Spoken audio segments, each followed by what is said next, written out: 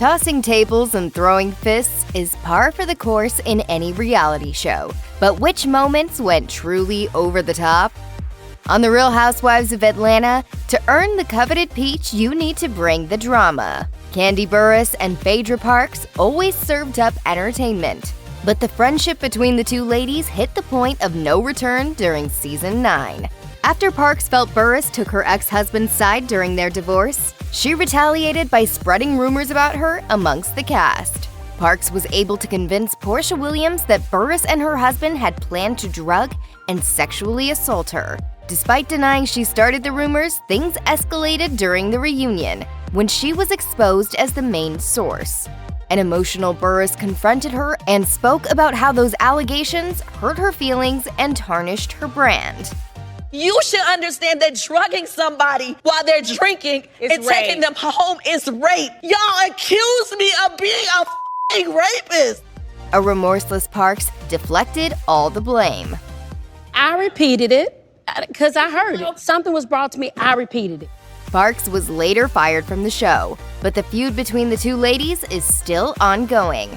There are rumors that Parks is set to return to the popular franchise, which Burruss is not too excited about. She recently told People that reuniting with Parks is something she doesn't want to do. When reminiscing on the greatest moments shown on The Challenge, Chris C.T. Tamburello and Adam King's feud tops the list. Their feud started on The Real World Paris, where they bumped heads frequently throughout the season. The tension between the two started when King spread rumors about Tamburello's relationship around the house. Their issues were never resolved. The bottom line is, man, I don't like you, you don't like me. Let's leave it at that, bro. On The Challenge, things between them only got worse. On Season 17, issues from Tamburello's personal life began to affect his behavior on the show. Months before filming, his brother was killed, and his long-term relationship with DM Brown fell apart. Rumors began spreading through the house that Tamburello hooked up with another contestant, which upset Brown. Tamburello once again felt like King was responsible. A drunk Tamburello confronted him, and soon enough, one of the biggest fights on the show erupted. He brutally attacked King and chased him around the house. Both Tamburello and King were sent home before the end of the first episode. The two enemies were later paired up on The Challenge Rivals, where they shockingly performed well together. They ended up losing right before the finals, and it's been speculated that King purposely performed terribly, which he's denied. Exes don't always make good friends, but they can make great partners. On The Challenge Final Reckoning, Ashley Mitchell and Hunter Barfield were teammates. The exes definitely had unresolved issues from their brief relationship, which caused them to bicker constantly. However, the two managed to perform well together during the daily challenges and landed a spot in the final. The grueling final had one condition. Whichever partner performed the best would get to choose to keep the money for themselves or share their earnings with their partner. In a shocking moment, Mitchell dramatically revealed that she would be keeping the money for herself, leaving Barfield absolutely devastated. Her reasoning was that during the season, Barfield shamed her and threatened her family. Barfield denied these claims, but the camera doesn't lie. MTV aired a flashback of Barfield speaking to the men of the house after finding out Mitchell slept with another contestant. Kyle, I'm good, bro. This is stupid. Now some more is, bro. $1 million, and I'm coming for a family.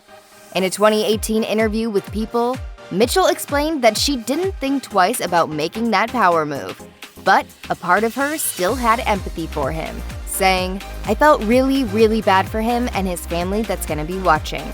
I didn't feel like he deserved that, but I feel like I deserved the $1 million." Housewives on Bravo throwing drinks on each other isn't new, but on Real Housewives of Potomac, the ladies threw drinks and fists during an epic trip to a winery. In Season 5, the blossoming friendship between Monique Samuels and Candiace Dillard hit a rough patch that was hard to come back from. Samuels believed Dillard betrayed her by inviting her arch-nemesis, Charisse Jackson Jordan, to an anniversary party.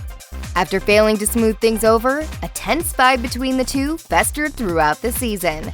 It all came to a head when Dillard confronted Samuels for her shady behavior during a girls' trip, and the two began arguing.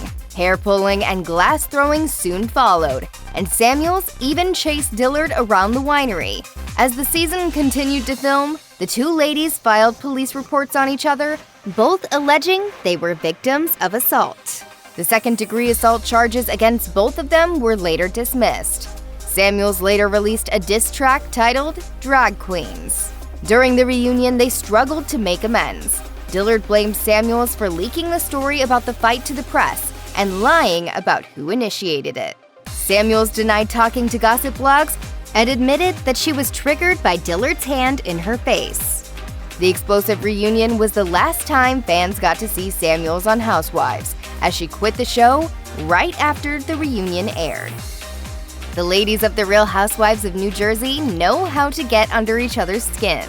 Danielle Staub and Margaret Josephs seemed to be thick as thieves in Season 9, when Staub asked her to be a bridesmaid in her wedding. Leading up to the wedding, the Josephs struggled with putting up with Staub being too much of a bridezilla. The feud between the two only got worse during a girls' trip to Cabo, when they began hurling personal insults at one another, which resulted in Josephs throwing wine at Staub. It wasn't the last time these ladies faced off either. The following season, Staub experienced a bit of deja vu. During an argument, Josephs once again poured a drink on her. Staub wasn't having it. She grabbed Joseph's belongings and destroyed them. Before making a dramatic exit with the help of Teresa Giudice, Staub grabbed Joseph's ponytail and gave it a Jersey-style tug. The feud between these two is still ongoing, and Staub has zero remorse. When asked if she regrets the hair pulling, she told Bravo, I was backed into a corner and I was done. So no regrets. I'm done with her. Regrets? Hell no. My only regret is not doing it sooner.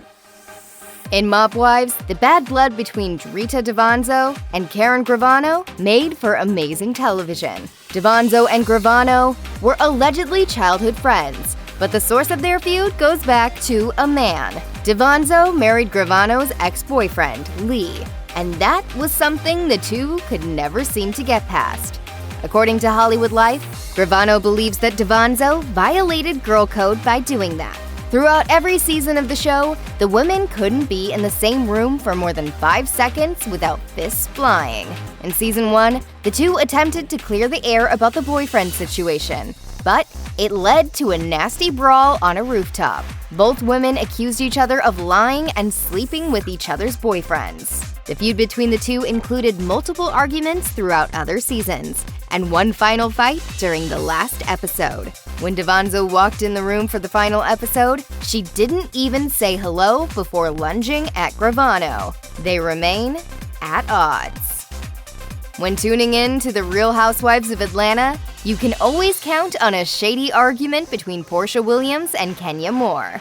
Their long-running feud started in Season 5, when Williams referred to Moore as Miss America. Moore, who is proudly the former Miss USA 1993, took great offense and never let it go. The Shade Fest continued on in Season 6, as the two ladies took aim at each other's relationships. Moore accused Williams of cheating on her husband, and Williams accused Moore of having a fake relationship. During the Season 6 reunion, their feud took a dramatic turn. Things quickly went off the rails as Moore pulled out a variety of props and pointed them in Williams' face. Williams didn't find the humor in it and got up and pulled Moore's hair. The two ladies tussled to the ground before being separated. Following the fight, Moore filed a police report and Williams was charged with assault. The reality star later apologized for her actions, explaining to Us Weekly, "I was pushed too far with the objects waved in my face, and my personal space was continuously violated, and I reacted in a way which I am not proud of." It took some years, but their relationship seemed to improve after becoming mothers around the same time. In 2019, Williams told Us Weekly, "Motherhood definitely gave us something in common. That is a new experience for both of us." Johnny Bananas is no stranger to being the villain on The Challenge, thanks in part to his feud with Sarah Rice, who betrayed him in a previous season. They were later paired up on the Challenge Rivals 3 and seemed to mend their friendship when they apologized to one another and dominated together. Since Johnny Bananas completed the checkpoints faster, he was tasked with a major decision. Does he share the prize money with Rice or keep the $275,000 for himself? In the shocking moment, he kept the money. On the Bill Simmons podcast, Bananas later claimed their new friendship wasn't what it looked like, saying, "People want to make it out like, oh, but you guys became such good friends." That was television. He went on to suggest that if the roles were reversed, Rice would have stolen the money from him. Rice has never forgiven him. She alleged that Bananas cheated during the final and producers covered it up. She explained on the Mike Lewis podcast, "They caught him with Adderall, and that he beat me on a challenge where we had to stay up all night. The crew searched his jacket and found Adderall that he didn't have a prescription for and was taking the whole season to give him an edge." Reza versus Mercedes. At the core of Shahs of Sunset is friendship and drama. Lifelong friends, Reza Farrah and Mercedes Javid appeared on the show and always had each other's back. However, in Season 8, the two friends were at odds. After giving birth, Javid suffered life-threatening complications that kept her in the hospital. She noted that Farrah didn't visit her, which upset her. Farrah's relationship was under fire due to rumors that his husband was cheating on him, and he speculated that Javid was the source of the nasty rumors. During this time, the two avoided each other, but they soon came face-to-face at a pool party. The confrontation got brutal, with the two slinging nasty insults at each other. At one point, Farrah stood on a balcony and shouted her secrets in front of the entire party. "You have 10 abortions! Your uterus exploded because you have 10 abortions!" Farrah's vicious words came back to bite him when Javid's husband, Tommy Fate, showed up at his house. In an attempt to defend his wife, Fate destroyed property outside of Farrah's home, which resulted in Farrah filing a restraining order. The friendship between the two remained strained following that. Fate declared that even if Javid's friendship with Farrah got to a better place, he did not want Farrah around his child. However, at BravoCon in 2022, Javid revealed that they're all in a better place. The Real Housewives of New Jersey kicked off with a memorable debut season, filled with drama surrounding Danielle Staub. The ladies on the show had questions about her past after reading about her in the book Cop Without a Badge. Teresa Giudice in particular considered her shady and confronted her about it during an infamous dinner scene. As Staub attempted to explain, Giudice began shouting and flipping tables. Prostitution! You are f***ing engaged 19 times!